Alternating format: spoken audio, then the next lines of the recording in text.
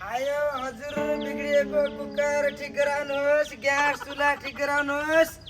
को छ घरमा घरमा आएर ठिक गर्ने सुविधा छ हजुर, ठिक गराउनुहोस्। ओ हजुर रोक्नुस् त मेरो कुकर बिग्रिया छ, ठिक गर्नु पर्ने। ओहो हजुर ल्याउनुहोस्, ठिक गरिहाल्छु। के भइहालेछ कुकरलाई? एको सिटी कहीँ आउँदैन, क्या खराब भयो। ए सिटी लाग्दैन र? यो ठिक गर्छु मैले, अहिले ठिक हुन्छ यो त। अनि को छ त घरमा तपाईँको अहिले? अहिले घरमा कोही पनि छैन।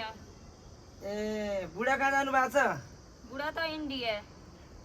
ए कहिले जानु भएको त इन्डिया? अरू घरमा कोही छैनन् मान्छे? नाइ केटाकेटी स्कुल भाइदिया कोही छैन घरमा। बुढा त भयो 2-3 साल इन्डिया गया। त्यसो भएपछि अनुहार त अँध्यारो मान्न लाग्यो त। म किन हो, केही बिरामी हुनुहुन्छ कि? हजुर ज्वरो आइरहेछ, टाउको दुखिरहेछ। ए टाउको दुखिरहेछ? हजुर। ए यसको लागि मसँग एउटा औषधि छ, यो सट्ट पारेर सुँगिहाल्नुहोस् एकछिन। तपाईँको टाउको दुख्ने एकछिनमै खत्तम हुन्छ है त। ल सुन्नुहोस् त,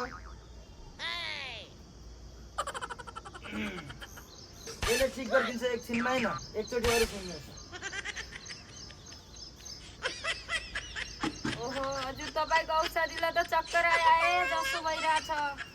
यो औषधिले अब यो ठिक गर्छ नि त। पहिला त्यस्तै हुन्छ, ठिक भइहाल्छ एकछिनमै, ठिक हुन्छ अहिले।